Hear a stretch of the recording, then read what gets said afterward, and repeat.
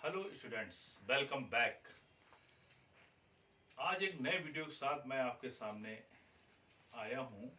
एक कॉन्सेप्ट जो मैंने लास्ट वीडियो में आपको बताया था कि डायरेक्ट एक्सपेंसेस और इनडायरेक्ट एक्सपेंसेस।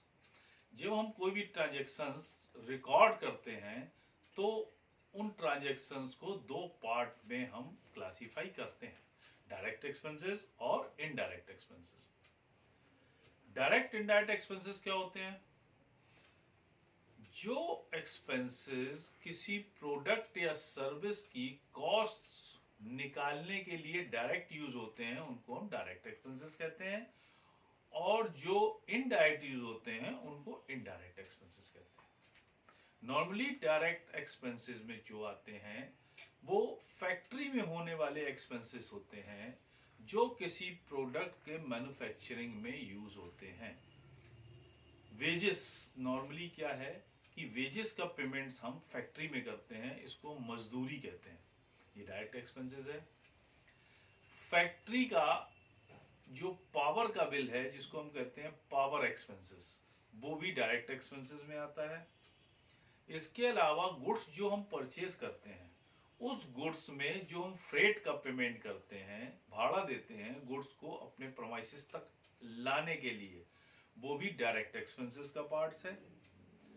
इसके अलावा जो फैक्ट्री का रेंट होता है, ध्यान से आप सुनिए कि मैं जो वर्ड यूज कर रहा हूं वो मैं फैक्ट्री से रिलेटेड जो भी एक्सपेंसेस हैं, फैक्ट्री में कोई भी प्रोडक्ट को बनाने के लिए जो एक्सपेंसेस किए जा रहे हैं उनको हम डायरेक्ट एक्सपेंसेस कहते हैं, और उन एक्सपेंसेस को हम उसकी कॉस्ट में ऐड करके हम जो कैलकुलेशन करते हैं तो वो जो कोई प्रोडक्ट हम बना रहे हैं उसके प्राइस को हम कैसे डिसाइड करें, इसके लिए हमने एक्सपेंसेस को दो पार्ट में डिवाइड किया है।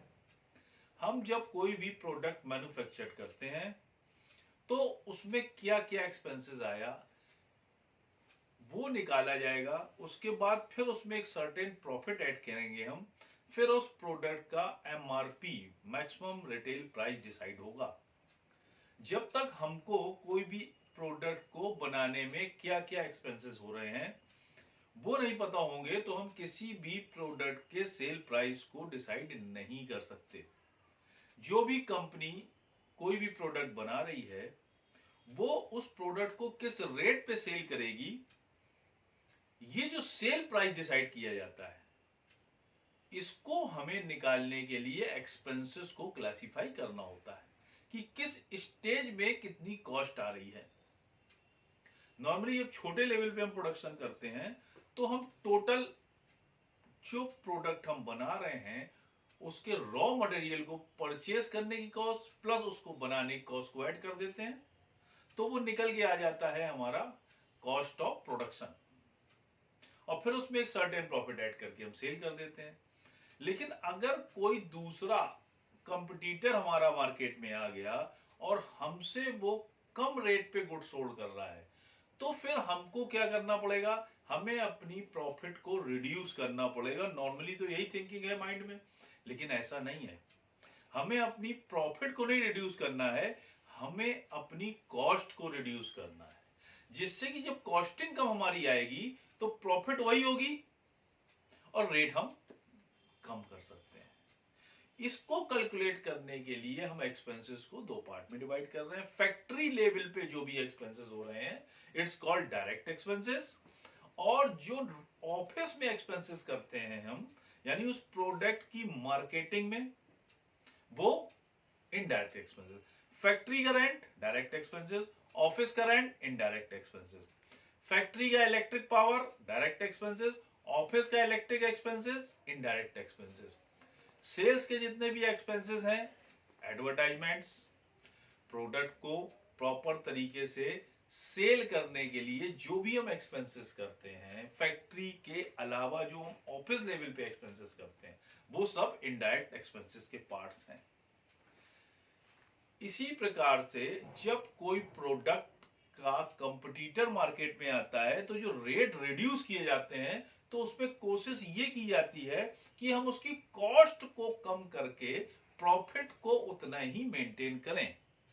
सपोज एक एग्जांपल मैं बताता हूं आपको, अगर कोई प्रोडक्ट की कॉस्ट 95 रुपीज आती है और आप 5 रुपीज प्रॉफिट ऐड करके उसको 100 रुपीज में सेल करते हो, एमआरपी आपने डिसाइड कर दी। अब कोई दूसरा आपका कंपटीटर आ गया, वो उसी प्रोडक्ट को जो आप 100 रुपीज का सेल कर रहे हैं वो सपोज 98 में सेल करने लगा, तो क्या होगा, आपकी सेल रिड्यूस हो जाएगी। तो जब आपकी सेल कम होगी तो आप रिसर्च करेंगे कि हम क्या करें। अगर आप भी 98 में सेल करोगे तो आपकी 2 रुपीज प्रॉफिट रिड्यूस हो जाएगी, तो आपकी प्रोबेबिलिटी में फर्क पड़ेगा। तो आप क्या करोगे, जो एक्सपेंसेस हो रहे हैं उनको आप क्लासिफाई करोगे और फिर देखोगे कहां पे हम एक्सपेंसेस को रिड्यूस कर सकते हैं। तो जब हम एक्सपेंसेस को रिड्यूस करेंगे, अब सपोज जो 95 रुपए की कॉस्ट हमको आ रही थी, हमने जब एक्सपेंसेस को क्लासिफाई किया तो हमको लगता है यहां हम एक्सपेंसेस को रिड्यूस कर सकते हैं इस लेवल पे। तो उस केस में हमारी वो कॉस्ट हो गई 92। अब 95 की जगह 92 की कॉस्ट कर ली हमने अपनी, और 5 रुपीज प्रॉफिट जो हम पहले ले रहे थे फिर ले रहे हैं, तो अब हमारी सेल प्राइस क्या हो जाएगी, 97। हमारा कंपटीटर 98 में सेल कर रहा है, तो हमें 97 में भी सेल करके 5 रुपीज का प्रॉफिट होगा। ये कॉन्सेप्ट है किसी बिजनेस को रन करने के लिए। तो हमें अगर किसी भी प्रोडक्ट की प्राइस को रिड्यूस करना है तो हमें एक्सपेंसेस को एक बार प्रॉपर तरीके से डिटेल में समझना होता है कि हम किस लेवल पे कौन सा एक्सपेंसेस रिड्यूस कर सकते हैं। लेकिन रिड्यूस करने का मतलब ये नहीं है कि हम प्रोडक्ट की क्वालिटी के साथ कंप्रोमाइज करें।